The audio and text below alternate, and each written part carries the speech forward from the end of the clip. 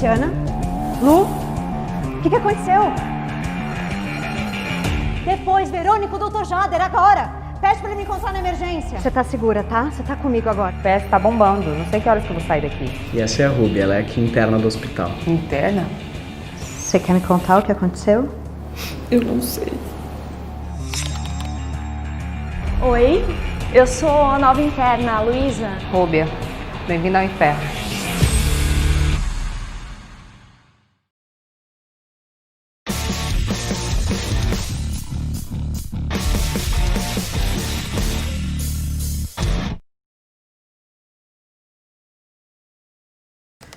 Olá pessoal, meu nome é Maria Leandra, eu sou professora do curso de Medicina da Unila.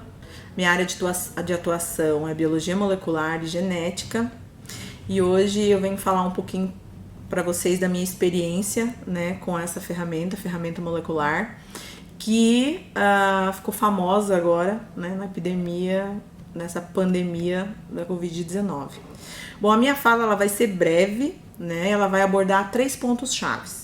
Primeiro, o que é o RT-PCR e sua aplicação na medicina, a sua potência no cenário pandêmico da Covid-19, tá? E qual é a janela de detecção desse exame, né? Que é um dos temas que tem causado muita confusão, né? Principalmente em redes sociais, questões do tipo... como pode meu PCR ter dado positivo e o meu teste rápido negativo? Eu fiz os dois no mesmo dia, algum deles está errado. Quem nunca ouviu esse tipo de questão? Então é importante que vocês busquem informações qualificadas. Como profissionais de saúde e informação, vocês têm responsabilidades, né, em nos auxiliar a reduzir essa propagação de conceitos errôneos, né, principalmente em redes sociais, ambiente familiar, né, já que estamos vivendo aí a época das fake news, né. Bom, ponto 1, né, o que é a PCR? A PCR ela é uma técnica molecular, né, que consiste na amplificação de ácidos nucleicos, aí a gente fala tanto DNA ou RNA, né, de agentes infecciosos, né, e isso tudo ocorre in vitro. Qual que é o objetivo disso? Multiplicar regiões específicas desse genoma, né, até que ele atinja uma concentração que possa ser detectado por um equipamento, um aparelho que se chama termociclador, né? Uma vez que a gente tem então conhecimento de regiões específicas e exclusivas do genoma de agentes infecciosos, eu posso utilizar então uma sonda, né, em uma reação molecular para tentar buscar complementariedade em uma amostra biológica de um paciente. Aqui a gente pode estar falando de sangue, né, todo e qualquer tipo de fluido biológico. Na medicina, né, a RT-PCR ela é muito utilizada no diagnóstico precoce de agentes infecciosos, virais ou bacterianos, né, acompanhamento e evolução clínica infecciosa de uma doença, que mais? Avaliação também de eficácia terapêutica de alguns medicamentos. Uma questão muito importante, principalmente dentro de ambientes hospitalares, a sepse, né, que tem altas taxas de óbito, né, dentro do ambiente hospitalar. Hoje em dia a gente tem painéis moleculares para identificação de sepse precocemente, né, ou seja, para que haja tempo então de ser utilizada uma terapêutica adequada. Enfim, o diagnóstico molecular ele é fundamental tanto para exames clínicos laboratoriais como dentro de ambientes hospitalares, né? No que ela é muito difundida, por exemplo, diagnóstico de dengue, as ISTs, né, as doenças infecciosas, respiratórias, as SRAGs, né, dentro delas a COVID, meningite, enfim. Então ela tem aí um leque muito grande de opções, tanto para auxílio de diagnóstico quanto terapêutica, né? E nós temos então 2 classes de PCR, PCR convencional, né, que é aquela em que após a reação dentro de um termociclador eu preciso aplicar essas amostras em um gel de agarose, e é a presença da banda que vai determinar então uma infecção positiva, né? E a ausência da banda, então você exclui a infecção de um paciente, né? Por exemplo, esse tipo de diagnóstico a gente utiliza para substituir, por exemplo, exames onde seria necessário culturas, né? Tipo hemocultura, em algumas situações em que é impossível realizar esse tipo de cultura. Então a gente substitui então por um teste molecular, né? Então a diferença da PCR convencional da PCR em tempo real, o nome já está dizendo. Na PCR em tempo real, eu vou mostrar para vocês daqui a pouco uma reação funcionando, né, acontecendo. Nós acompanhamos esse processo de detecção em tempo real. Então não existe a necessidade de colocar essa amostra em um gel de agarose para analisar então qualitativamente cada amostra pela presença ou ausência de uma banda. Isso não é necessário, porque nós acompanhamos então a detecção por meio de um software que está ligado a esse termociclador, né? Então no momento em que a reação está acontecendo, a gente já consegue identificar as amostras dos pacientes que possuem então são positivas para algum agente infeccioso ou negativas, né? Então ela elimina essa fase de aplicação de amostras em gel. Bom, então esse é o equipamento que a gente utiliza do diagnóstico de Covid-19 por meio de RT-PCR.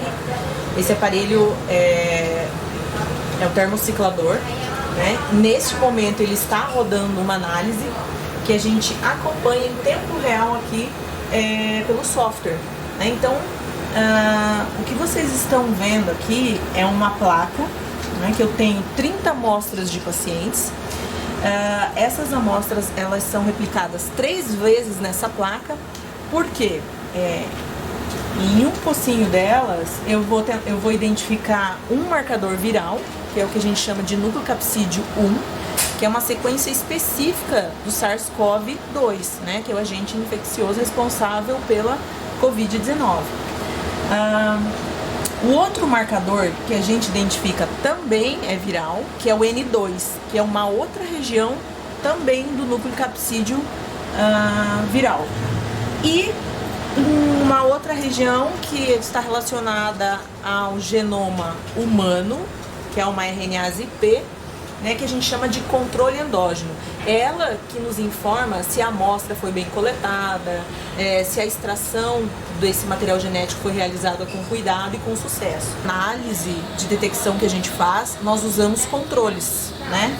Tanto controles positivos, que são amostras que nós sabemos que são positivas para a Covid-19, porque elas vão nos garantir que os nossos reagentes estão funcionando. Então, toda vez que eu tenho um controle positivo para N1, um controle positivo para N2 e um controle positivo para RP, eu tenho obrigatoriamente que ter uma curva, né? Porque são amostras positivas.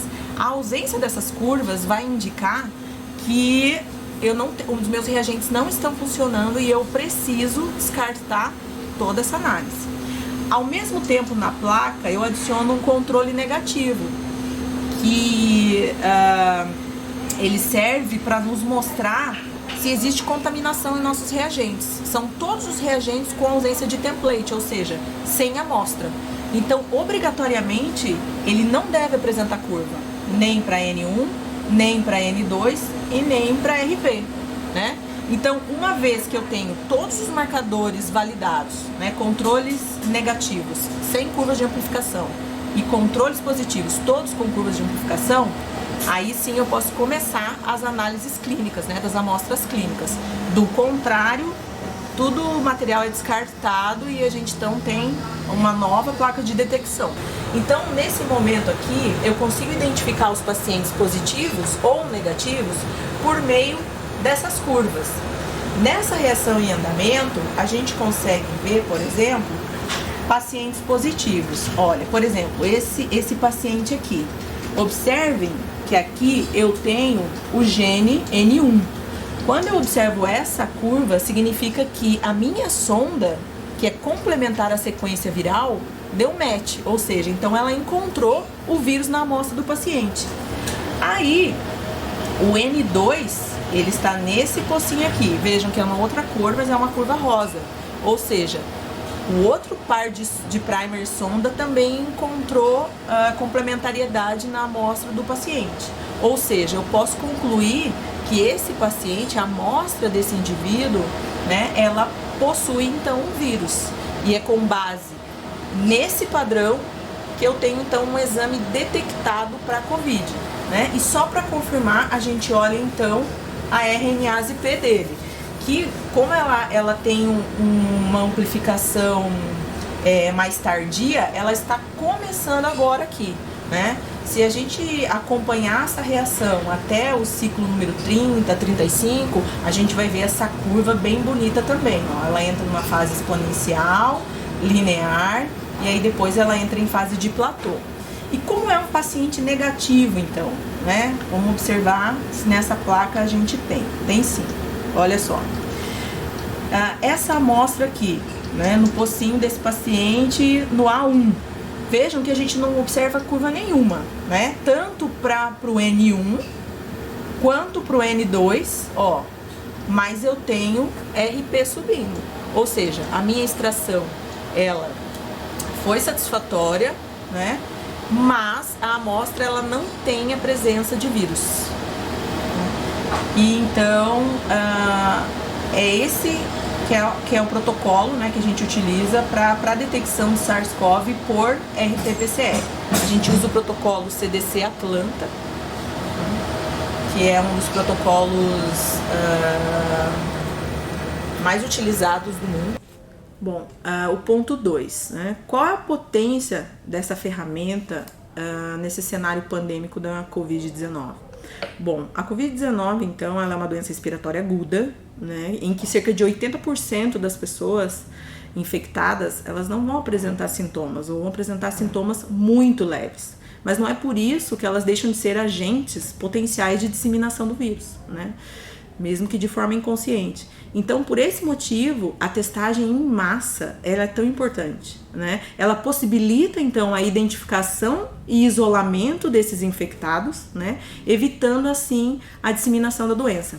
Todos os países que adotaram medidas preventivas e realizaram teste em massa na população, eles conseguiram enfrentar a doença de uma forma mais tranquila, né? De uma forma diferente. Aqui em Foz do Iguaçu, nós estamos vivenciando esse tipo de situação. Nós temos muitos laboratórios habilitados pelo LACEN, né, permitindo então a testagem em massa da população, mesmo com sintomas leves, né? Hoje, nós já temos mais de 10 mil habitantes de Foz do Iguaçu testados para Covid. Então, essa é uma margem bem significativa, né? Uma vez que esses positivos eles são identificados, eles são isolados, né? Os contatos são notificados para que venham colher exame também, né? Bom, então nós estamos fazendo um ótimo trabalho aqui em Foz do Iguaçu, né? Testando e isolando os positivos significativamente. Mas a gente também tem que lembrar que uma parcela, né, dessa população infectada, ela evolui para a forma grave da doença, né? Nesse caso, ela vai necessitar de atendimento hospitalar, né? Então, de que forma que o exame, né, o diagnóstico da RT-PCR pode auxiliar nessas situações? Por exemplo, a maioria desses pacientes que apresentam com síndrome respiratória, que chegam ao hospital, né, com suspeita de SRAG, alguma síndrome respiratória, ele passa a ser suspeito para COVID, né, considerando essa época que a gente está vivendo.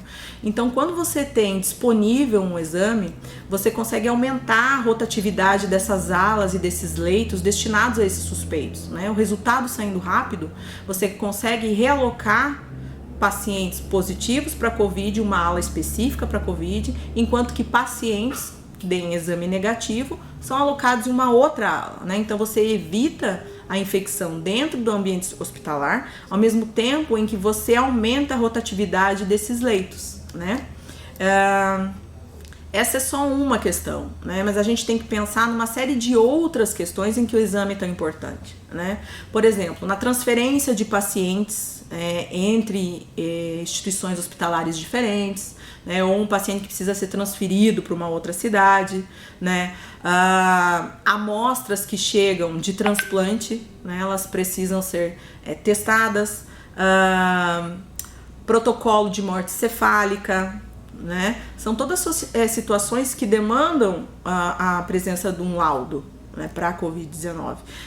Óbitos, né, o exame é importante para ver, né, se esse paciente ele vai ter que ser sepultado imediatamente, né, ou não, mesmo que nesse caso ele não seja um paciente suspeito para Covid, né.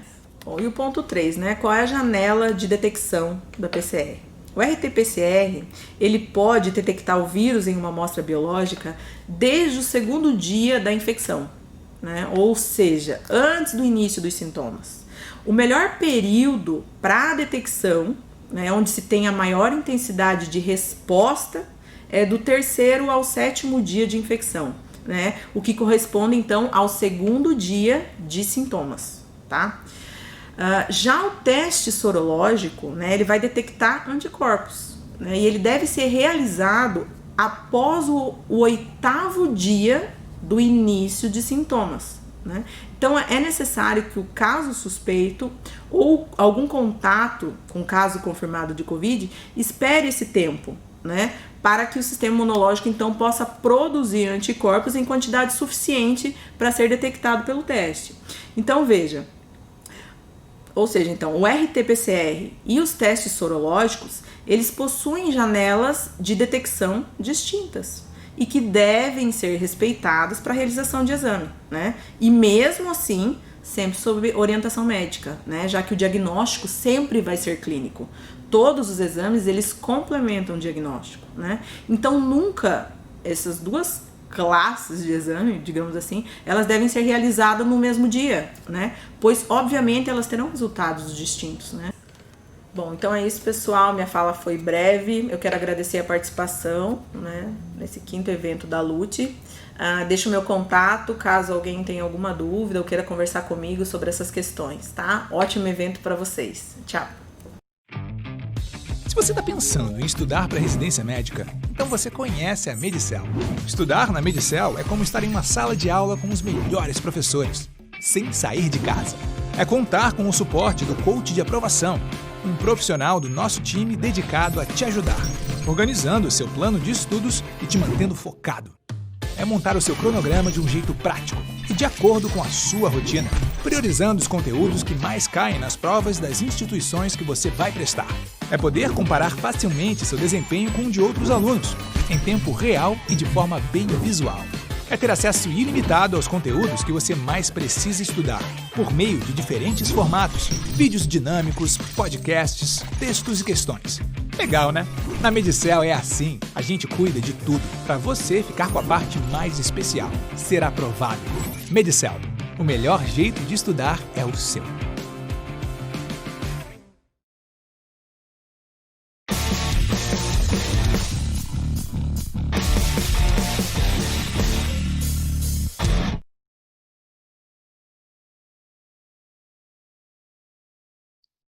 Olá, pessoal. É um prazer estar conversando com vocês hoje. Eu sou a doutora Alissa Françoso. Fui convidada pelas meninas para participar aqui da Liga de Urgência e Emergência. E foi uma novidade, né? Até porque acho que não é muito comum ver obstetra apresentando em Liga de Urgência e Emergência. Mas é um prazer estar aqui participando com vocês e poder trazer um pouquinho das urgências e emergências da minha área para vocês. Eu me formei em 2012, sou ginecologista e obstetra, fiz na minha formação a parte de cirurgia minimamente invasiva, então foquei na questão da cirurgia vaginal e videolaparoscopia, e optei também por me especializar na área de reprodução humana, são duas áreas que eu gosto muito, muito de atuar. A urgência e a emergência fica para o plantão. Vamos conversar então. Primeira coisa, é sério isso, né?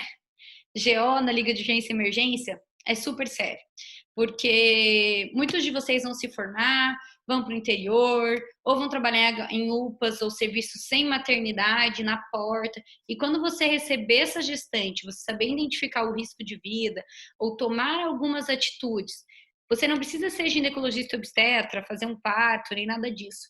Mas algumas atitudes do clínico, quando atende essa gestante na urgência e emergência, pode diminuir a incidência da mortalidade materna em algumas situações.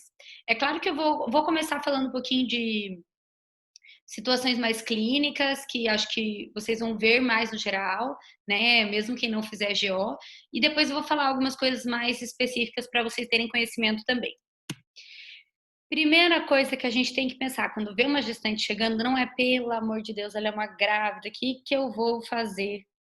Né? Porque já vê a barriga e já pensa, meu Deus, a grávida não é um ET, a gente vai priorizar a vida da mãe sempre. Então, recebeu a gestante, vamos atendê-la, ver o que ela tem, sinais vitais, como qualquer paciente. E a prioridade é a mãe, porque muitas vezes as pessoas ficam com esse receio, porque como é que eu vou fazer avaliação fetal? Eu não estou numa maternidade. Então, vamos focar na mãe, que é a prioridade em todo atendimento de urgência e emergência. E o bebê, quando a gente vai salvar também, quando a gente vai abordar o bebê, você vai precisar do especialista, ou de estar na maternidade, ou que tem um cirurgião. Então, são situações à parte. A primeira coisa é priorizar a mãe e avaliar o risco de vida da mãe, tá?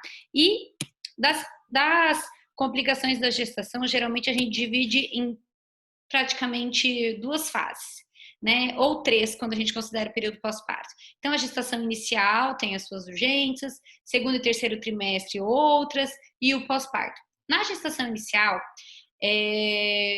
eu acredito que qualquer um de vocês vai manejar muito bem.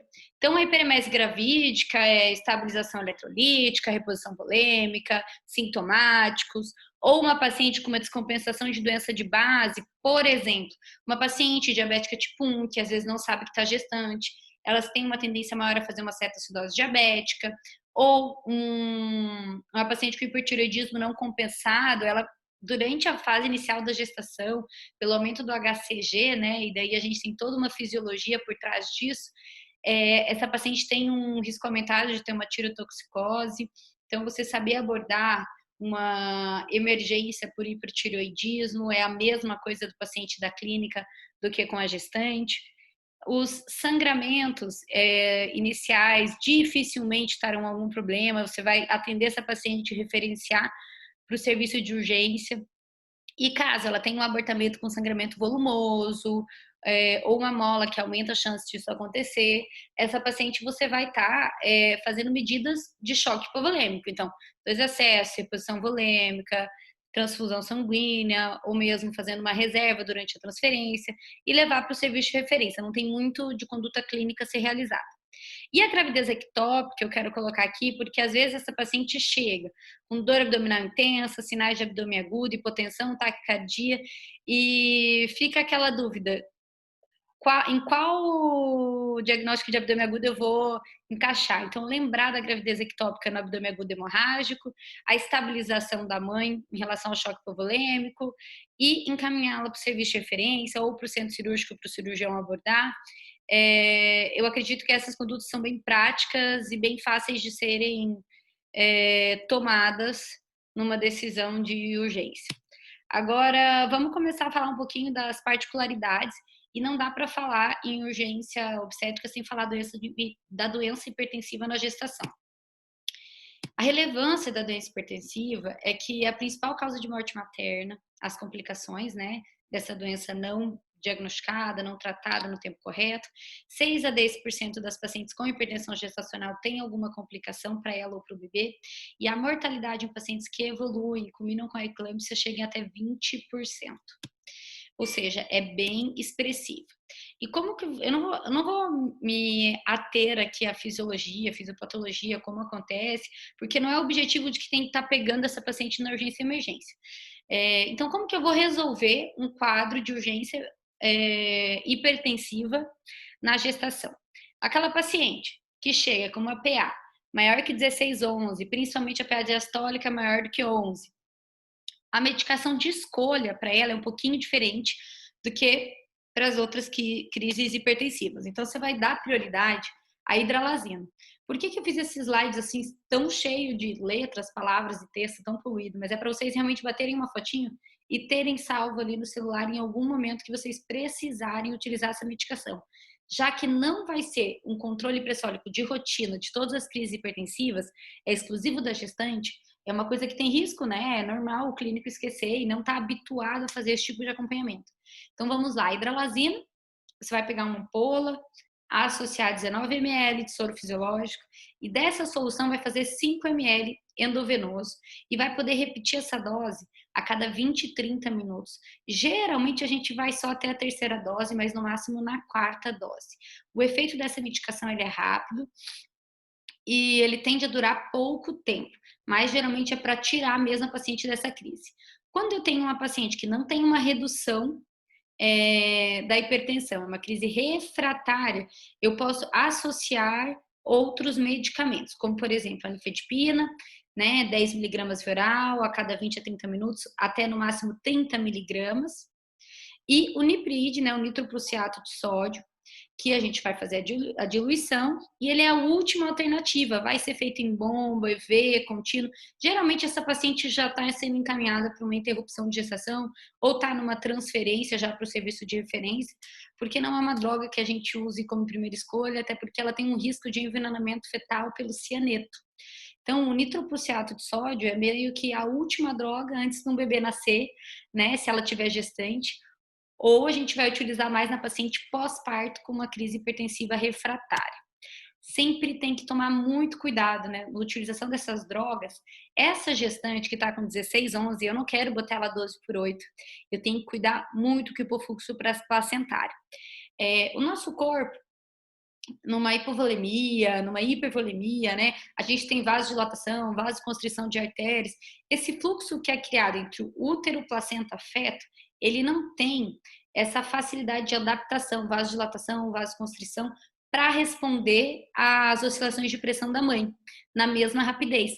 Então, o hipofluxo placentário, uma queda de pressão muito rápida, realmente pode levar a uma hipóxia fetal, porque diminui muito rápido o fluxo de sangue para a placenta, já que não tem essa adaptação. Então, o ideal seria uma redução em 20 a 30% da PA em 1 a 2 horas. Lembrar que essa gestante, na crise hipertensiva, ela pode também evoluir com edema agudo de pulmão, que é muito comum. Eu vou falar um pouquinho dessa fisiologia, do porquê acontece um pouquinho mais para frente. E o tratamento do edema agudo de pulmão é o mesmo do que da paciente não gestante. Quando eu tenho uma paciente com hipertensão, além de me preocupar em baixar a pressão dela, eu preciso ver se ela tem sintomas e sinais de iminência de eclâmpsia. Quais seriam? Cefaleia, né? Alteração visual, às vezes a paciente fala, tô vendo um monte de pontinho, um monte de brilhinho, não tô enxergando muito bem, e a epigastralgia. Esses 3 sintomas são os sinais principais de iminência de eclâmpsia e associados à hipertensão já está mais do que indicada a sulfatação dessa paciente. Eu tenho que, na paciente gestante, evitar ao máximo o acontecimento da eclâmpsia, onde eu tenho um aumento da mortalidade, risco de hemorragia intracraniana ou hipóxia cerebral. Para definir eclâmpsia, geralmente é uma crise convulsiva em uma paciente que não tem histórico disso, não é uma epiléptica, nem nada do gênero.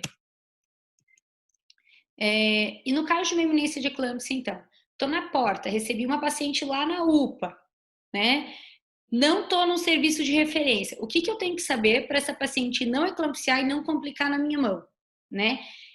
UTI você não vai ter, provavelmente, mas eu coloquei aqui a UTI porque em muitos hospitais vocês vão ver essas pacientes recebendo sulfato de magnésio no próprio setor obstétrico, sem estar dentro de uma UTI propriamente dita, o que não é o ideal, mas é o que acontece em grande parte dos serviços. Você vai proteger essa paciente para que ela não tenha uma queda, um trauma, no caso de crise convulsiva, ver se tem uma via aérea pérvio, deixar um oxigênio, botar essa paciente em decúbito lateral esquerdo para tirar esse útero de cima da cava, melhorar o retorno venoso, ou mesmo o paciente às vezes não consegue ficar deitada de lado, né? Ela já está com desconforto respiratório, a gente acaba elevando um pouquinho a cabeceira, deixando ela parcialmente sentada, colher exames de sangue habituais, hemograma, função renal, hepática, questão de coagulograma, uma urina 1 para ver a proteinúria, o ácido úrico que é mais a questão de prognóstico e não de alteração aguda, iniciar o sulfato de magnésio. E do sulfato de magnésio a gente tem 3 esquemas principais, eu vou passar para vocês a característica de cada um. Controlar a hipertensão dessa paciente ou complicações dela, né, como o edema agudo, que eu já falei, e ficar muito atenta, porque a partir do momento que você começa sulfato de magnésio nessa paciente, essa paciente tem que estar monitorizada, sondada, e você tem que estar prestando atenção nos sinais desse paciente a cada hora. E quais são os sinais que eu vou prestar atenção? Abolição do reflexo patelar, diminuição da diurese para menos de 25 ml hora e redução da frequência respiratória em menos de 14 incursões respiratórias por minuto. Então, isso aqui vai ser um controle de horário da paciente e vai ser um sinal de que essa paciente pode estar intoxicando por sulfato de magnésio. Então, essa paciente que começa a sulfatação, na cabeceira da cama dela, tem que ter o antídoto para intoxicação por sulfato, que é o gluconato de cálcio. Vai ser feito 10 ml EV lento. Então, quando eu fiz residência, era exatamente assim. Começou uma iminência de eclâmpsia, preparava o gluconato de cálcio, ficava na cabeceira da paciente. Eu nunca tive uma intoxicação por sulfato, graças a Deus, mas o gluconato de cálcio sempre teve ali à mão. Para se precisar, você tem que tentar reverter isso da forma mais ágil possível. E não, vai buscar na farmácia, vai prescrever, vai liberar e tudo mais. Dos esquemas, o mais famoso é o esquema de Zuspam, tá? Ele precisa de bomba de infusão contínua. Você vai fazer uma dose de ataque de 4 gramas endovenosa de sulfato e a manutenção 1 ou 2 gramas EV por hora, tá? Mas aqui a gente precisa de bomba de infusão. E o esquema de Cibai também, que é bastante conhecido, menos utilizado e também em bomba de infusão. Eu quero chamar a atenção aqui na iminência de eclâmpsia, tá? Para o esquema de Prichard. Por quê? A gente tem como fazer uma dose de ataque endovenosa nessa paciente, mais 10 gramas IM, e após uma manutenção com 5 gramas IM de 4 em 4 horas. Ou seja, essa paciente não precisa de bomba de infusão, né? Isso já é um ganho enorme. Se você precisa transferir essa paciente, não tem bomba de infusão para mandar na ambulância ou no SAMU, ou você está numa UPA, que o protocolo da UPA para tudo é protocolo de Kyoto tome conta, que você não tem como fazer nada lá, você tem como mandar essa paciente sulfatando para evitar, para pelo menos tentar evitar o acontecimento da eclâmpsia. Então, o esquema Prichard aqui ele é muito prático para quando você está num local realmente que você não tem estrutura, precisa transferir a paciente, e o intramuscular em todo lugar tem, né? Você não tem bomba de infusão para mandar junto, se você mandar, você vai ficar sem nenhuma. Então, esse esquema aqui, acho que vale a pena ter em mãos quem vai trabalhar em locais com uma estrutura um pouquinho pior, tá? E no caso da eclâmpsia, a gente não trata a crise convulsiva da gestante igual se trata da não gestante. Então, a particularidade é porque a gente tem um bebê ali em jogo, né?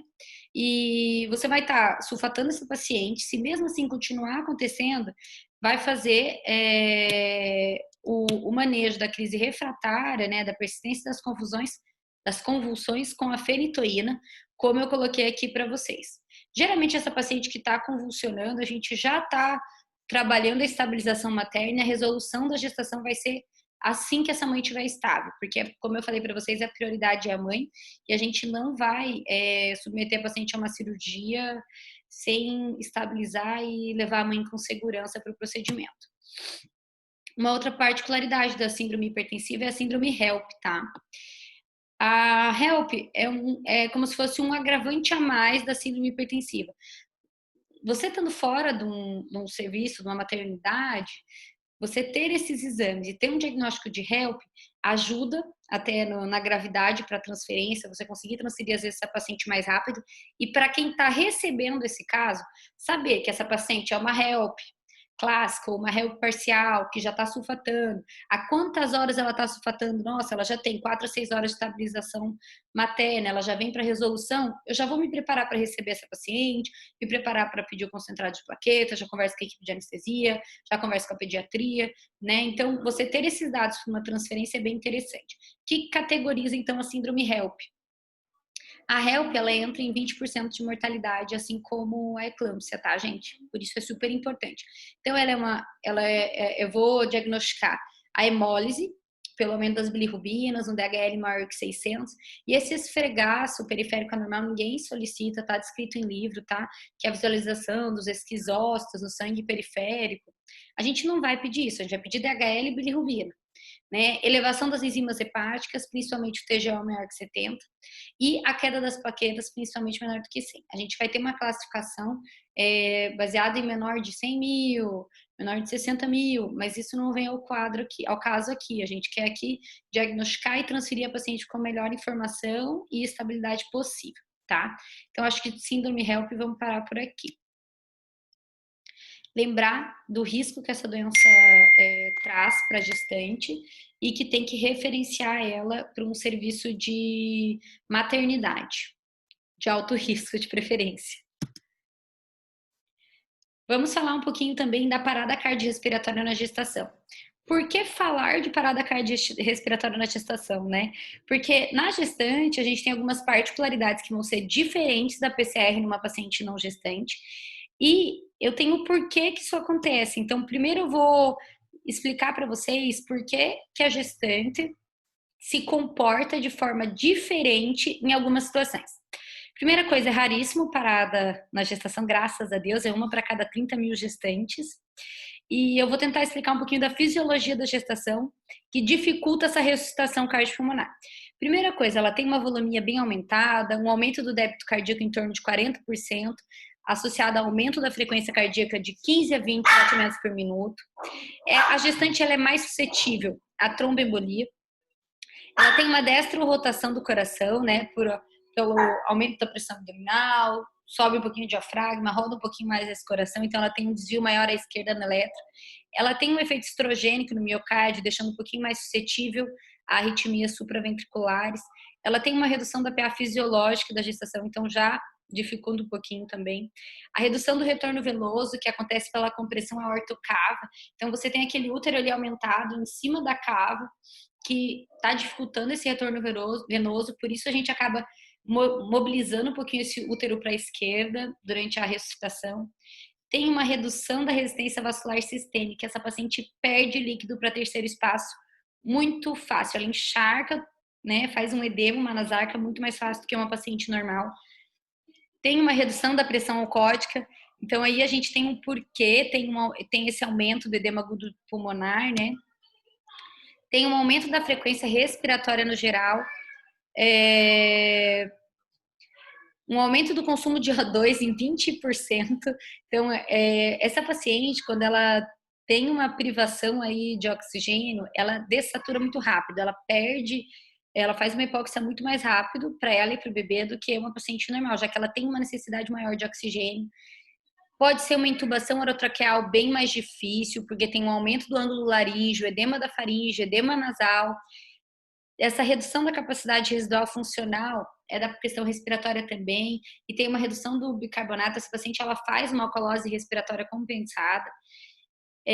Como a gente tem um crescimento uterino jogando todos os órgãos mais para cima, ela tem uma compartimentalização intestinal. Então, essa paciente num trauma, ela pode ter uma perfuração de órgãos internos mais fácil, porque ela tem ali tudo comprimido, tudo numa região só. E então pensar nesses fatores quando você recebe uma PCR por trauma, a redução do peristaltismo intestinal dessa gestante, a diminuição do tônus do esfíncter gástrico por conta da progesterona, aumenta o risco dessa paciente broncoaspirar. Então, mais uma atenção que tem que ter aí na parada da gestante, ela broncoaspira mais. Lembrar que, apesar dela já ter essa volemia aumentada, a gente tem um sequestro de sangue uteroplacentário em torno de 30%. Então, você está repondo, mas está indo para terceiro espaço, está indo para pulmão, está indo para o útero. Então, já é uma particularidade um pouquinho diferente. A perfusão uterina, ela não é mantida de igual. O útero ele não tem essa capacidade de compensar e manter a perfusão de sangue para o bebê. Então, a queda da PA materna, ela é realmente muito arriscada para o feto, e a gente tem essa redução da complacência da parede torácica, pode ter um pouquinho mais de dificuldade nas compressões torácicas, né? Justamente porque esse diafragma está desviado para cima, tem um aumento mamário, então tudo com uma pressão aumentada ali que pode dificultar um pouquinho essa ressuscitação. Vamos agora para a ressuscitação propriamente dita. Os passos são praticamente iguais, o que a gente faz no não gestante, mas com algumas particularidades. Então, você vai chamar ajuda, vai começar, a partir do diagnóstico, começam as compressões torácicas imediatamente, tá? Uma compressão torácica adequada, ela abaixa o tórax em torno de 5 a 6 centímetros, são 100 a 120 compressões por minuto. O manejo da via aérea, se você tiver uma outra pessoa para já ir fazendo isso, ambu, máscara, O2 100%, e tentar fazer essa intubação o quanto antes, lembrando que a intubação sendo feita para a pessoa mais experiente, essa paciente, essas paradas da compressão torácica, a parada para fazer a intubação orotraqueal, ela não deve ser muito prolongada. O ideal é que seja de primeira, né? Mas essa paciente, quando você para tudo, ela faz uma hipóxia muito mais rápido. Então, quanto antes garantir essa via aérea melhor, se entubar tudo direitinho, a gente diminui aí a broncoaspiração. Então, só para chamar a atenção aqui para a intubação, você vai manter o ritmo de 30 compressões torácicas para 2 ventilações antes de intubar.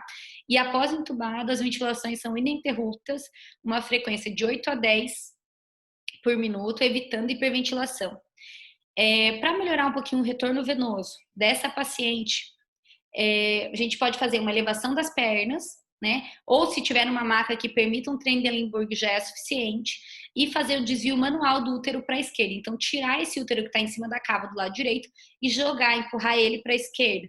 Quando que essa manobra de retirada do útero de cima da cava ela é necessária? Quando você tem uma altura de fundo uterino acima do umbigo. Olhou, o útero passou do umbigo, isso já é benefício para melhorar o retorno venoso. Então, você vai jogar para o lado, pensando sempre em melhorar para a mãe.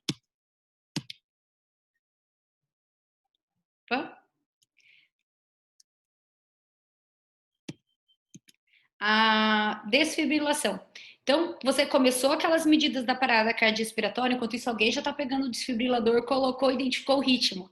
A paciente tem um ritmo chocável, parou em FV e TV, né? Tem lá os 4 ritmos que geralmente acontece a parada cardíaca respiratória, né? Então, parou em FV e TV, tem indicação de desfibrilar.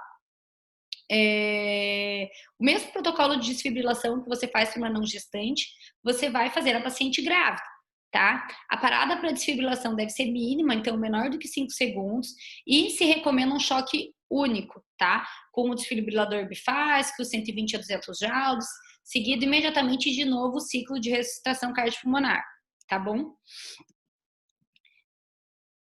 O acesso venoso. Enquanto vocês...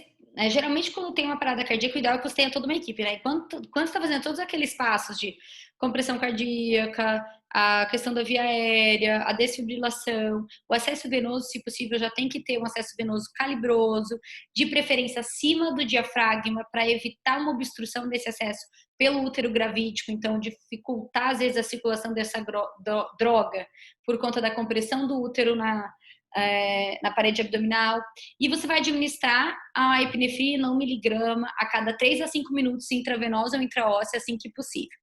Se tiver uma paciente com parada em FV e TV refratária, vai utilizar a amiodarona 300 miligramas e repetir 150 miligramas se necessário. Caso não pare em ritmo chocável, só não vai desfibrilar e seguir a ressuscitação, gente. Que é a ESP ou sistolia, né? A avaliação fetal, vocês viram que em nenhum momento eu falei em olhar para o feto. Não deve ser realizada, a gente não perde tempo da ressuscitação materna para avaliar o bebê, tá? Se eu chego a 4 minutos de parada cardiorrespiratória sem retorno do ritmo sinusal e essa gestante tem uma altura de fluido uterino acima do umbigo, eu tenho que pensar já em começar uma cesariana perimortem. Ela deve ser realizada, a retirada desse bebê deve ser até o 5º minuto da ressuscitação, não precisa de nenhum tipo de asepsia, não deve se esperar material, caixa de cesárea nem nada. Um bisturi é mais que suficiente, geralmente a gente faz ela mediana, com divulsão de tecido, retirar esse bebê o mais rápido possível, tentar manter durante o procedimento a ressuscitação da mãe e o desvio uterino, a incisão, retirando o feto e a placenta, a gente vai suturar contínuo útero e começar a ocitocina. tá? Endovenosa. A equipe neonatal, ela deve ser avisada no momento que você pede ajuda, chama a equipe para te ajudar com a mãe, você já avisa a equipe neonatal. Porque se chegar nesse quarto a quinto minuto, ela tem que estar ali prontamente para atender esse bebê. Certo? Acho que de de parada cardiorrespiratória é isso. E, por exemplo, tirei o bebê. Essa mãe, fechei o útero, iniciei a ocitocina, a continuidade da parada cardiorrespiratória, da ressuscitação cardiopulmonar, ela continua da mesma forma do que da paciente não gestante. Com relação às hemorragias de segundo e terceiro trimestre. É uma outra urgência que pode acontecer e pode aparecer aí na porta de um pronto-socorro não obstétrico, porque às vezes essa paciente não tem acesso à maternidade ou ela procura o pronto atendimento mais próximo da casa dela, onde ela vai ser transferida para o serviço de referência. Então, dessas hemorragias, as principais são essas 4. Eu vou falar um pouquinho de cada uma, só para vocês terem um conhecimento. Às vezes, você não vai ter como identificar isso exatamente, mas ter uma atenção do que isso pode causar, do que isso pode levar para gestante, para o feto, é o ideal. Gente, desculpa essa barulheira aqui em casa, não sei o que está acontecendo lá no hall do elevador. Então, vamos lá. Primeiro é o descolamento prematuro de placenta, já bem conhecido. Geralmente é uma dor de início súbito, com sangramento intenso, saída de coágulos. Essa paciente, quando você examinar, ela vai ter uma hipertonia uterina na grande maioria das vezes. Então, vai ter um tônus uterino como se tivesse ali com o útero totalmente endurecido, né? E a conduta nesse caso vai ser obstétrica, vai depender da avaliação fetal. Mas por que é importante referenciar ela para um serviço de maternidade imediatamente? Porque o sangramento pode ser volumoso, né, a ponto de, além do óbito fetal, comprometer a mãe. Esse sangramento prolongado pode evoluir com útero de Cuveler, que é uma infiltração desse sangramento na parede uterina, impossibilitando uma contração uterina posterior adequada, ou seja, essa paciente algumas vezes evolui para uma esterectomia. Se ela não chega a tempo no serviço de referência, ela pode evoluir com choque hipovolêmico e refratário, né? Porque se você não tira o útero e não atua de forma específica, você não consegue resolver nem salvar a vida dessa paciente. Uma coisa super importante é que, se você está atendendo num serviço de urgência e emergência, SAMU, ou algum serviço que recebe uma paciente gestante pós-trauma, o trauma, ele aumenta o risco do acontecimento do descolamento prematuro de placenta. Então, quando você atende uma paciente, por exemplo, um acidente de carro, que teve uma desaceleração grande, um trauma importante, essa paciente, em 3 a 4 horas pós-trauma, ela tem um pico de descolamento de placenta. Então, essa não é uma paciente que você teve lá um acidente de carro leve, às vezes, você vai olhar, tá tudo bem com ela e com o bebê e mandar para casa. Você vai deixar ela em observação até 4 a 6 horas. Se nada acontecer, ela vai para casa aí sim. Porque o trauma é um dos fatores que pode levar ao descolamento prematuro de placenta. Dentre eles, a gente tem aumento de pressão, né? Ruptura de algum vaso. Mas eu acho que a questão do trauma é importante, porque às vezes você vai receber a paciente pós-trauma num serviço de porta e saber que deixar ela em observação é prudente ou encaminhar para um serviço de referência. A placenta prévia, né? Geralmente são pacientes com mais de 20 semanas, chegam contando que não estão sentindo nada, mas está sangrando vermelho vivo, né? No descolamento de placenta, geralmente é um sangramento mais escuro com coágulos. Aqui parece um sangramento vivo mesmo, sem coágulos, mais líquido, e começou do nada. Nessa paciente, a única coisa importante é não fazer toque. Se você não está no serviço que você tem como fazer uma cesariana de emergência, não faça toque nessa paciente, porque você pode predispor um aumento do descolamento, um descolamento dessa porção da placenta que às vezes está na frente do colo.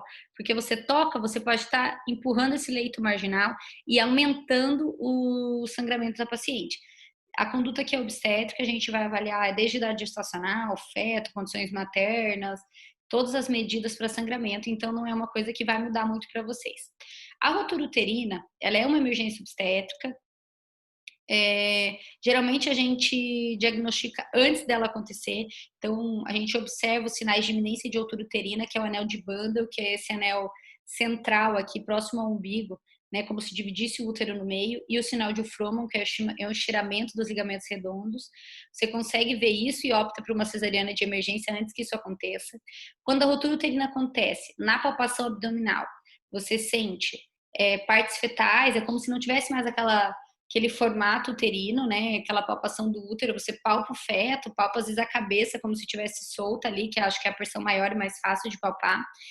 O BCF vai desaparecer ou fazer uma bradicardia importante. O paciente vai ter um sangramento vaginal discreto. Essa mãe, depois de uma dor abdominal intensa, ela fica sem dor e evolui para um choque hemorrágico muito rápido. E se estava ali num parto normal, no período expulsivo, e estava vendo o polo cefálico, esse polo cefálico geralmente é como se fosse sugado para dentro. Então ele sobe. É uma emergência que tem que atuar rapidamente para preservar a vida da mãe e do bebê, tá? Essas últimas 3 que eu tô falando para vocês, eu tive na última semana, nos últimos 7 dias, eu tive descolamento de placenta, eu tive placenta prévia, eu tive rotura uterina, né? Foi uma semana emocionante agora, logo antes de apresentar a aula. Rotura de vasa prévia, aqui eu já tô falando mais emergências obstétricas, que talvez vocês não vão ver também, né? Mas a vasa prévia é quando você tem saindo da placenta os vasos do cordão umbilical e ele passa na frente da apresentação do bebê para depois inserir no cordão, no umbiguinho do bebê. Então, é como se aqueles vasos ficassem à frente da apresentação. Outro nome para isso é a inserção velamentosa de placenta. Então, com esses vasos na frente da apresentação, se essa paciente entra em trabalho de parto, ela vai comprimir os vasos que nutrem o bebê. Ou seja, eu vou ter, nesse caso, uma compressão do fluxo sanguíneo para o bebê e eu tenho um óbito fetal em 50% a 60% dos casos.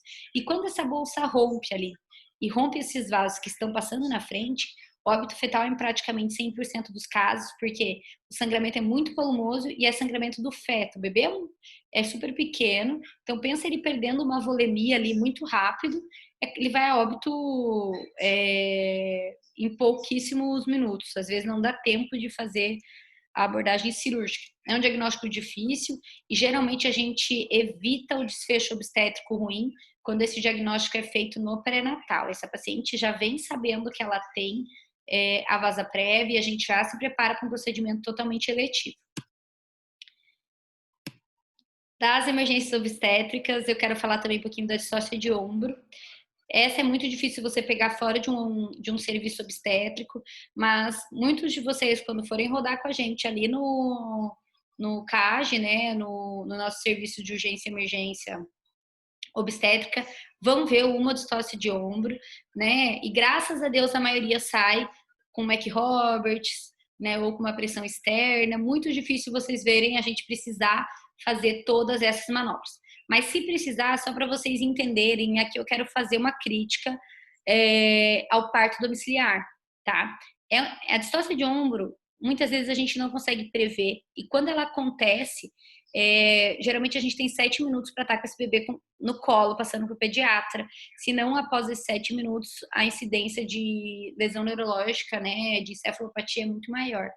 É claro que cada minuto é muito válido e importante para esse bebê, mas eu ter uma conduta rápida nesse caso é fundamental.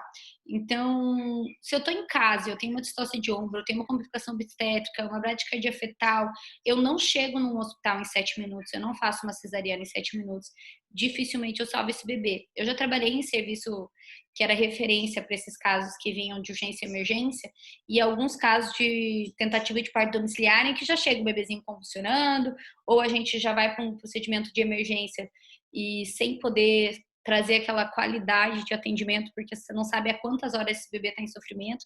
Então, quando eu faço essa crítica ao parto domiciliar, mas eu tenho como fazer o acompanhamento, eu tenho toda a estrutura. Você pode montar toda a estrutura, né, para identificar uma urgência e uma emergência, mas você nunca vai ter uma sala de cirurgia na tua casa, a não ser que você tenha uma UTI que tenha uma sala de cirurgia, uma UTI móvel, coisas assim inimagináveis para nós aqui no Brasil, né? Então, você nunca vai estar numa sala de cirurgia tão rápido. Se você prender o ar e sair da tua casa correndo, você não chega no hospital vivo sem respirar. Pensa no bebê, gente. Então, vamos falar um pouquinho da distócia de ombro, mas eu não poderia deixar de falar da questão do parto domiciliar, que eu realmente acho que não vale a pena a mãe, por às vezes, querer um parto natural, sem intervenções, ela fazer isso em casa e perder o bebê, né? Esse parto sem intervenções, natural, ele pode acontecer dentro do hospital, né? A gente hoje, todo mundo já tem uma cabeça para isso e todo se prepara para o parto normal e natural. Mas vamos focar agora na distócia de ombro. Primeira coisa que você vai fazer em qualquer urgência e emergência, né, é chamar ajuda. Então, para distócia de ombro, inclusive para as manobras, a gente precisa de ajuda. Precisa que alguém levante as pernas da paciente, fletindo, como está aqui na segunda figura, fletindo a perna para ampliar aí essa passagem para o feto. Então, eu consigo muitas vezes, só com a flexão das pernas, desprender esse ombro que está impactado na sínfise púbica. Se necessário, eu posso considerar a episiotomia, caso eu veja que ela vai ampliar esse espaço para ajudar a passar esse bebê. A pressão externa, né, que também está aqui demonstrada na segunda imagem, eu tento empurrar esse ombro que está atrás da sínfise púbica como se fosse uma rotação, jogando esse ombrinho do bebê para dentro para tentar jogar ele para baixo da sínfise púbica e desprender. Eu tiro 40% a 50% das distócias de ombro somente levantando a perna e fazendo essa pressão externa, que é a manobra de Rubin 1. A partir daí, a gente começa as manobras um pouquinho mais difíceis e as distócias de ombro um pouquinho mais complicadas. Então, eu venho com a próxima manobra do alerta, que é a retirada do ombro posterior, que é onde a gente vai introduzir a mão na região posterior e tentar trazer o bracinho desse bebê pela face. As manobras de toque, se essa não deu certo, as de toque são as manobras internas, onde eu vou tentar rotacionar esse ombro, onde eu tenho a manobra de Rubin 1, quando eu tento rotacionar o ombro anterior, a manobra de Woods, que eu tento rotacionar o posterior, e a manobra de Woods reversa, quando eu tento inverter essa rotação. Tudo para tentar desimpactar esse ombro. E, se não deu certo nenhuma dessas manobras, eu tenho a opção de alterar a posição, que é a posição de Gaskin, ou posição de 4 apoios, onde eu inverto a posição da paciente e tento refazer as manobras que são possíveis. Então, com a paciente de 4 apoios, eu tento retirar, fazer todas as manobras novamente para tentar tirar esse bebê. Eu coloquei o sinal da tartaruga porque algumas vezes os alunos já me viram fazer isso e perguntaram, mas como é que você sabia que ia dar distócia de ombro? Geralmente, quando o bebezinho desce, sai no canal de parto, começa a deflexão, quando vai dar o sinal de ombro, a distócia de ombro, a cabecinha sai e volta, meio que impacta aqui no bebê. Então, esse vai e volta, a gente chama de sinal da tartaruga. E geralmente, quando isso acontece, eu tô deixando, às vezes, o interno tentar ficar ali para ajudar na saída do parto, no desprendimento do ombro, geralmente eu já assumo à frente quando eu vejo esse sinal, porque eu sei que vai acontecer uma distócia de ombro. A distócia de ombro, infelizmente, a gente pode conseguir não conseguir retirar naquelas manobras iniciais, e eu tenho algumas manobras que a gente chama de último recurso, que é a fratura de clavícula, e, gente, acreditem, é muito difícil fraturar. Por mais que às vezes frature a clavícula de um bebê numa extração de parto, nem tão difícil. Quando você precisa fazer uma fratura de clavícula, é muito difícil, né? E se for necessário para salvar a vida de um bebê, né? Complicações de uma fratura de clavícula as disfunções de movimento, lesão de plexo, lesão vascular, né? A gente vê aí um bracinho do bebê com cianose.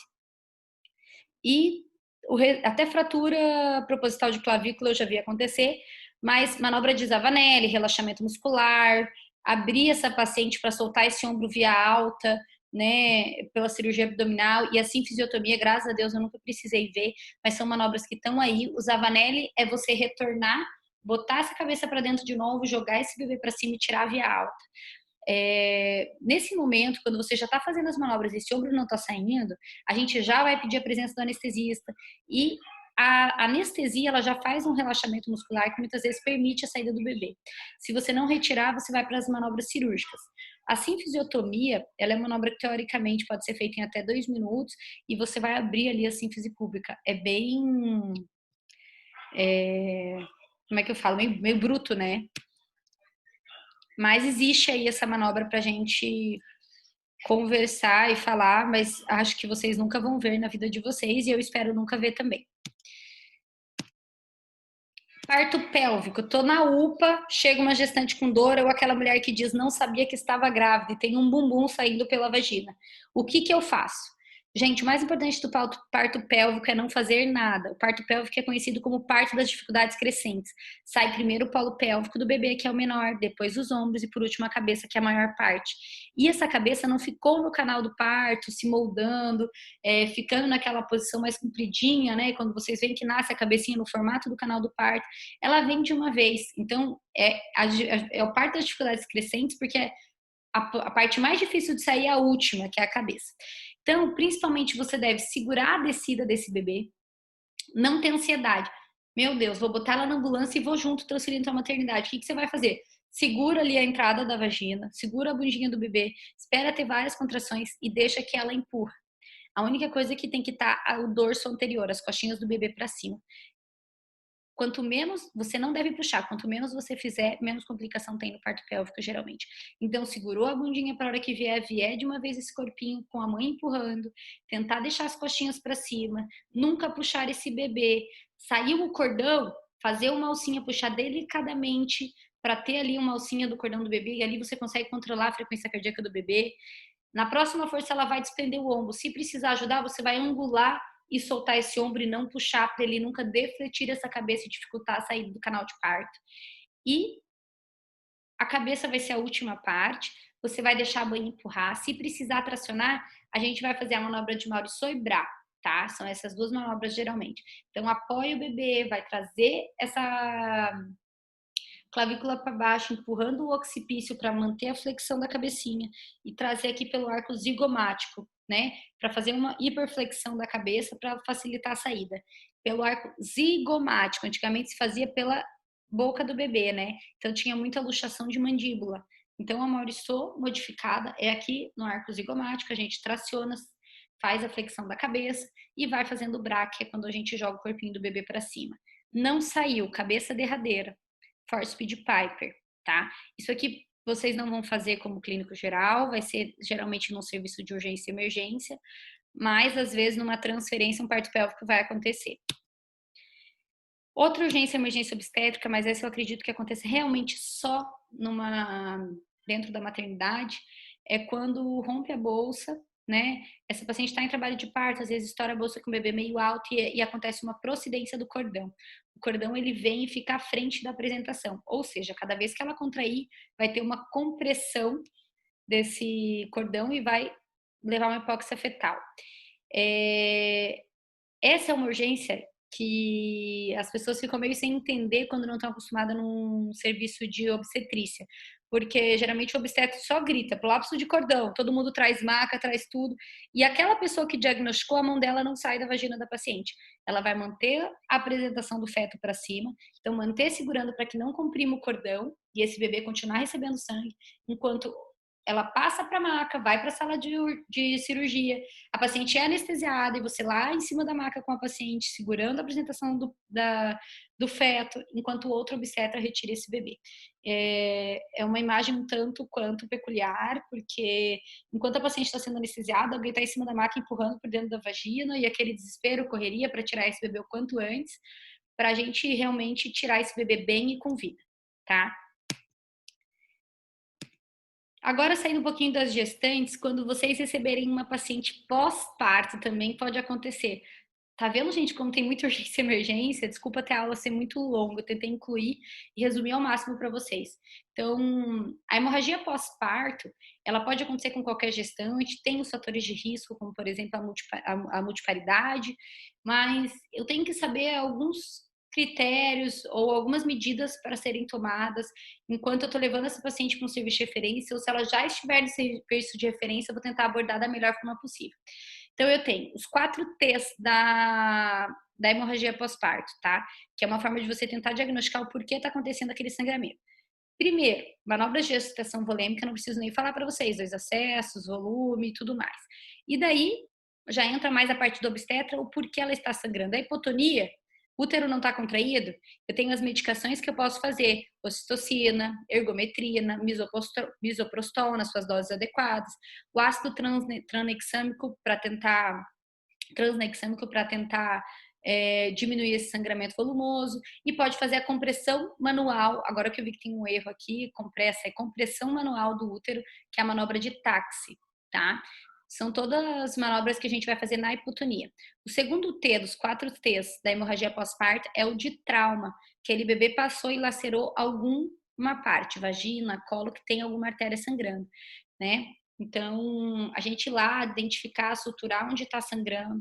E dentro do T também, eu tenho que pensar na inversão uterina.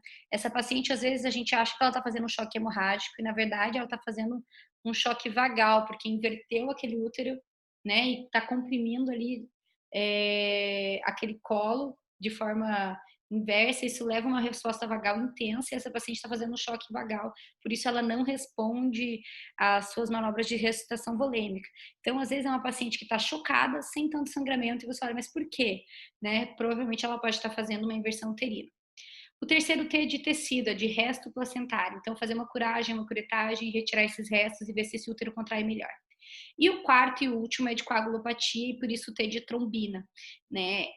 Vou fazer a reposição dos fatores de coagulação que forem necessários para o caso, né? E assim, o teste de Wiener, que eu coloquei aqui entre parênteses, na verdade, quando você começa um quadro de hemorragia pós-parto, o ideal era que, enquanto você vai fazendo esses T's na ordem que eu coloquei aí, avaliando essas situações, você já peça para colher um tubo de uma seringa de 20, colhe um sangue. Aí eles falam assim, cola na parede. Quando você termina de revisar, geralmente em 3 a 4 minutos, aquele sangue que está ali na parede, naquela seringa, tem que estar coagulado. Se não estiver, é um forte indício de que esse choque está sendo por uma coagulopatia. Certo, gente? Abordei bastante da parte de urgência e emergência obstétrica, espero que vocês tenham gostado, espero não ter sido muito chato, e que isso traga aí para vocês informação que ajude vocês aí quando estiverem atuando num serviço de porta, de urgência e emergência, que não tem o serviço de referência e vocês precisem lidar com essas pacientes, tá certo? Um grande beijo, foi um prazer dar aula para vocês. Tchau, tchau, fiquem com Deus. E tô aberta a perguntas, quem precisar, quem quiser fazer alguma pergunta, é só enviar aí através do pessoal da Liga e me dá um tempinho que eu vou respondendo. Um grande beijo, tchau, tchau.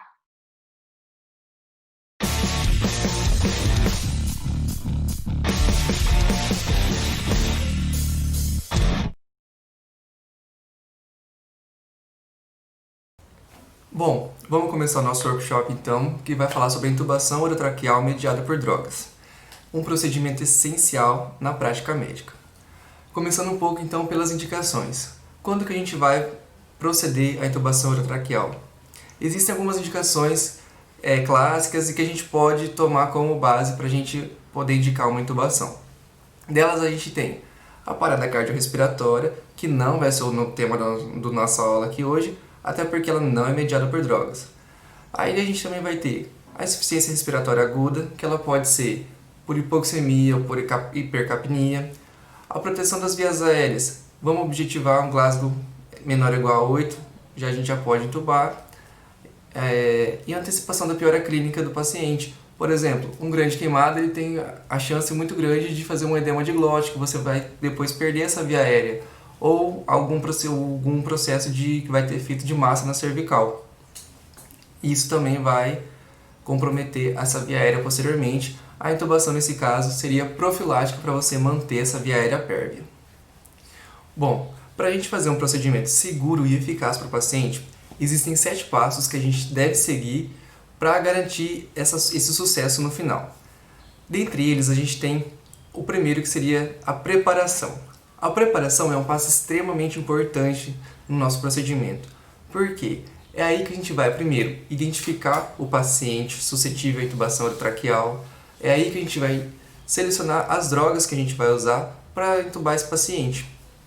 Além disso, nós também vamos pedir para a equipe se organizar. É muito importante que a equipe esteja organizada e sincronizada.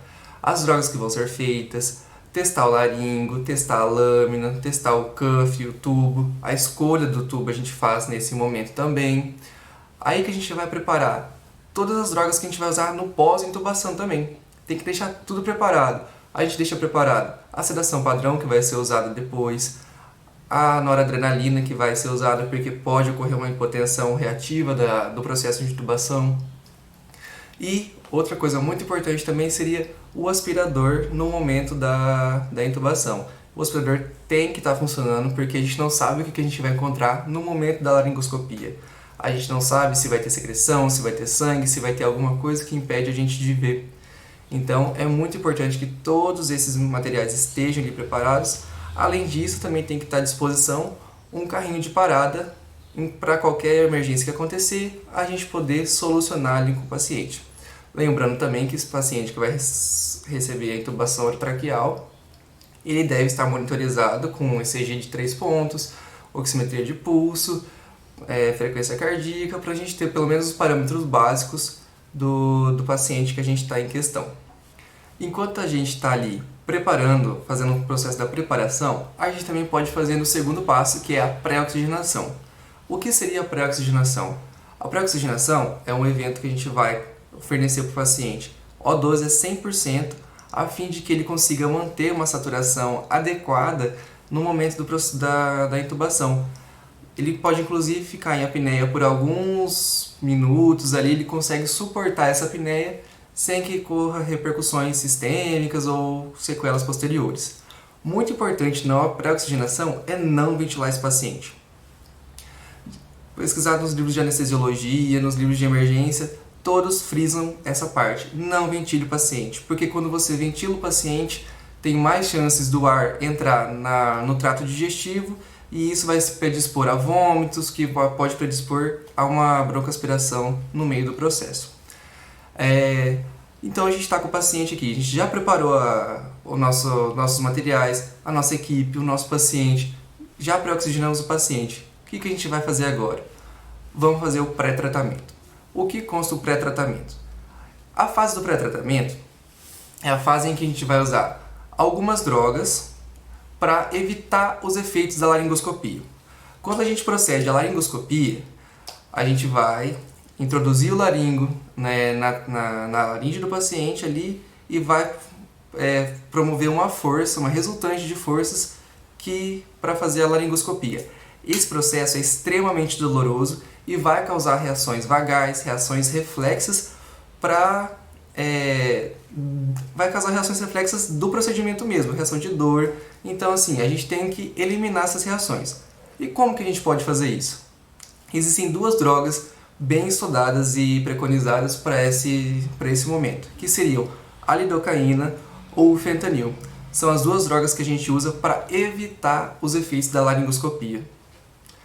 Além disso, a gente já fez a preparação, pré-oxigenou, pré-tratou, fizemos essa droga. Agora chega a parte da paralisia e indução. O que seria isso? Agora nós vamos dar 2 drogas para fazer o quê? Para a gente sedar o paciente e depois relaxar esse paciente. E sempre nessa ordem. Primeiro a gente seda e depois relaxa. A gente pode sedar com algumas drogas, que seriam a ketamina, o etomidato, midazolam, propofol. A droga de escolha vai ser feita lá na nossa preparação. Aí que a gente vai ver, dependendo da condição clínica do paciente, a droga que a gente vai escolher. Por exemplo, se o paciente está hipertenso já, ele tem algum problema cardíaco, ele tem alguma dissecção de aorta, a gente jamais vai usar a ketamina. Ela é totalmente proscrita, nesse caso ela é contraindicada. Por quê? Porque ela vai aumentar a pressão quando a gente vai fazer. Se a gente já tem um paciente que está com a pressão elevada, com um pico hipertensivo, ou com um infarto, ou com uma dissecção de aorta, se a gente aumentar essa pressão dele, o que a gente vai fazer? A gente vai piorar o estado hemodinâmico desse paciente. Então a ketamina ela não é boa nesses casos. O midazolam. O midazolam é uma droga amplamente usada, é uma droga barata e é uma droga boa. Só que a gente tem um probleminha com ele. Ele faz hipotensão. Então, se o paciente já está tendendo a fazer uma hipotensão, a gente não vai usar o midazolam. O propofol ele entra mais ou menos aí nessa onda. Ele é uma ótima droga, amplamente usada, e ele tende a fazer um pouquinho de hipotensão, menos do que o midazolam. A droga master aí que a gente pode usar para qualquer situação, que ela é a principal na hipertensão intracraniana, que a gente pode fazer em qualquer situação, o etomidato. O etomidato seria assim, o nosso AIS de copas ali, que a gente vai fazer ele virar a droga essencial. Porém, o que a gente tem do etomidato? Ele é uma droga muito cara e que ainda não é amplamente usada e distribuída nos nossos serviços. Então depois aí que a gente fez toda essa infusão dessas drogas, sempre lembrando que a gente faz as drogas em bolos, né? São drogas que têm meia-vida muito rápida, a gente está fazendo uma sequência rápida de tubação. Então a gente vai fazer essas drogas em bolos. Primeiro a gente faz ali a droga para a gente evitar os efeitos da laringoscopia, depois a gente faz a droga para sedar, a gente faz a droga para relaxar. A droga para relaxar, o que a gente tem? Uma das principais que a gente usa é a succinilcolina. A succinil, ela é um relaxante muscular e ela vai ajudar bastante no processo de tubação, porque ela vai relaxar a musculatura para que a gente possa promover o procedimento ali sem muita resistência. Vai ser um procedimento mais fácil. Alguns médicos não gostam de usar, tem medo porque pode fazer parada respiratória, enfim. O que acontece? A intubação mediada por drogas, ela foi estudada por uma sequência de várias drogas. Para quê? Para que ocorra um sinergismo entre elas, em que uma droga atua melhorando o efeito da outra. Tudo para quê? Para que a gente facilite o processo de tubação. Então, sempre usar as 3 drogas. Fazer uma droga para evitar os efeitos da laringoscopia, uma droga para a gente sedar o paciente e uma droga para a gente conseguir relaxar o paciente. O sinergismo dessas 3 drogas vão promover a facilidade no nosso processo de tubação. Então, depois que a gente conseguiu paralisar o paciente, como que a gente paralisou? Primeiro a gente induziu ele ali a sedação e depois a gente bloqueou o muscular. A gente vai fazer o quê? Posicionar o paciente. A posição do paciente também é extremamente importante, porque vai ser a posição que a gente vai conseguir visualizar bem durante a laringoscopia, que a gente vai conseguir visualizar bem as cordas vocais, que é onde a gente vai ter que passar o tubo. Bem, na posição a gente vai colocar o paciente deitado ali, paciente totalmente decúbito dorsal. Vamos alinhar os 3 eixos, o eixo faríngeo, o eixo laríngeo e o eixo oral do paciente. Como que a gente pode fazer isso? Existem algumas formas, tem o coxim interescapular e também tem o coxim suboccipital.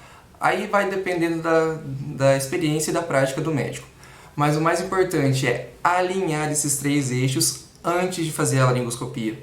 Esses 3 eixos têm que estar alinhados e isso vai facilitar muito nosso processo de laringoscopia e a passagem do tubo. Falando em passagem do tubo, então a gente já conseguiu alinhar esse paciente, a gente conseguiu alinhar os 3 eixos. O que a gente vai ter que fazer agora?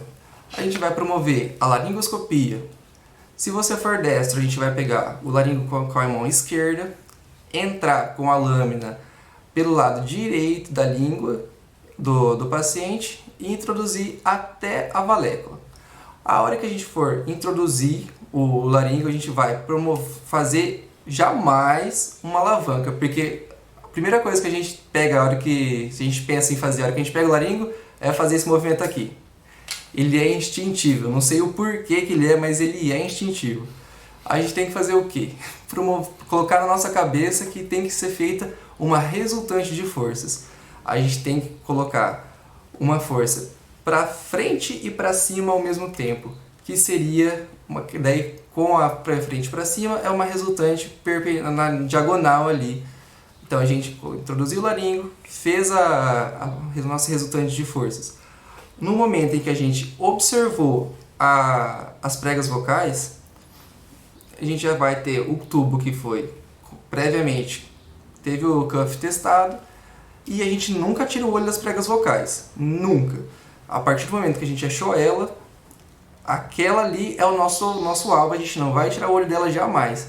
Então a gente só estende a mão, alguém vai ter ali para passar o tubo, e no momento a gente já pega e introduz o tubo pela lâmina do laringo em direção às pregas vocais. Até onde que a gente vai introduzir esse tubo? Existe a recomendação de a gente ficar mais ou menos ali na rima 22, mas isso varia muito de paciente para paciente. E como é que a gente vai ter essa noção? Ora, se a gente está fazendo uma laringoscopia direta, a gente está vendo, a gente viu as pregas vocais. E todo o tubo nosso, ele vai ter cuff. O que o cuff ele vai ter que fazer? O cuff tem que ficar para baixo das cordas vocais. Se a gente está vendo ali as pregas vocais, a gente passa o tubo para que o cuff fique depois das cordas vocais. Passou o tubo, o que a gente faz? Insufla o cuff. O cuff ele é o que a gente considera da via aérea definitiva. Cuff na traqueia insuflado, via aérea definitiva. E para que ele serve? O cuff serve para segurar o tubo ali? Não, ele não serve para segurar. Se você só passou o tubo e insuflou o cuff, é só dar uma puxadinha que o tubo sai. A gente pode perceber aqui, ó, que o cuff ele é molinho, ele não é nada que vai segurar. Ele apenas serve para quê? Para evitar broncoaspiração. É esse dispositivo aqui que, quando insuflado, ele vai evitar que conteúdo gástrico ou qualquer conteúdo seja broncoaspirado. Essa seria a nossa via aérea definitiva. Então, beleza, a gente colocou o nosso tubo, insuflou o cuff. Agora, o que a gente vai fazer? A gente vai verificar se a gente realmente entubou esse paciente. Como que a gente vai fazer isso? Vamos promover uma ventilação. A gente promove a ventilação e vamos fazer uma ausculta inicial. Essa ausculta a gente coloca primeiro o estetoscópio no epigastro ali e faz uma ventilação. Se o tubo está no esôfago, o que a gente vai escutar? A gente vai escutar aquele barulho de bolhas, o ar passando por bolhas. Então, se a gente escutou isso, o tubo está no lugar errado. A gente pegou, auscultou o epigastro. Não tem barulho nenhum. O que a gente vai fazer agora? Vamos auscultar os campos pulmonares. Ausculta de um lado, ausculta do outro. De um lado, do outro. A gente sempre tem que auscultar do lado direito e do lado esquerdo. Por quê? Pela anatomia das vias aéreas, todo objeto que vai entrar pelas vias aéreas, ele tende a ir para o lado direito. Pela anatomia mesmo. A bifurcação do broncofonte direito, ela é mais íngreme do que a do esquerdo. Então, ele tem a tendência de as coisas descerem, tudo que entrar por ali, descer para o direito. Isso seria tanto com broncoaspiração, tanto com qualquer objeto que entre, criança que engoliu moeda, criança que engoliu alguma coisa, ou adulto mesmo, para onde que vai? Geralmente vai para o bronco direito. O tubo, mesma coisa, se a gente introduziu algo ali, pela anatomia, pelo trajeto mesmo da via aérea, ele tende a ir para o lado direito. Se a gente passou da carina, o nosso tubo, né? Por isso que é importante a gente auscultar todos os campos pulmonares. Mas aí, Diego, se a gente auscultou, tá feito o negócio? Não, não tá feito o negócio. A gente também tem que confirmar essa intubação por outros métodos. O método mais preconizado, considerado padrão ouro na confirmação da intubação, seria a capnografia. Nem todos os lugares têm disponíveis capnógrafos, né? Mas hoje em dia ele já é bem mais comum e bem mais difundido. Se a gente realizou esse processo da pós-intubação, a gente intubou, auscultou ali, tá tudo certo, vamos agora fixar esse tubo. E como que a gente fixa o tubo?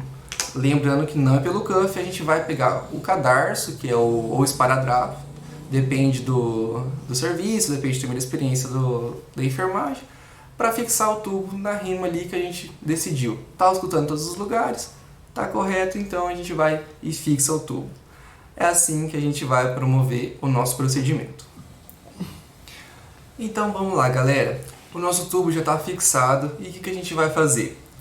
A gente vai solicitar um raio-x de controle, né? Um raio-x de tórax para a gente conferir aonde que está esse tubo.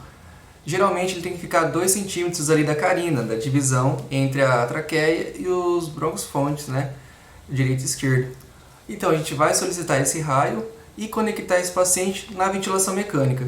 O paciente está no ventilador, está entubado, está no ventilador, a gente já está com o paciente ali com a via aérea protegida, o paciente já está com o nosso objetivo foi alcançado. Então, galera, eu espero que tenham gostado da aula. Eu tentei trazer para vocês aqui os principais pontos da intubação mediada por drogas, a fim de familiarizar quem ainda não conhece o tema e também de revisar para quem já conhece. Porque na medicina a gente sabe que é assim, nunca a gente aprendeu o suficiente, a gente sempre tem que estar estudando, sempre tem que estar se aperfeiçoando. Muito obrigado a todos, sigam ali a página da Lute no Instagram, no Facebook. Qualquer dúvida, pode entrar em contato com a Lute. E assim, foi um prazer estar aqui novamente participando desse evento. E lembrem, se você pode, fique em casa.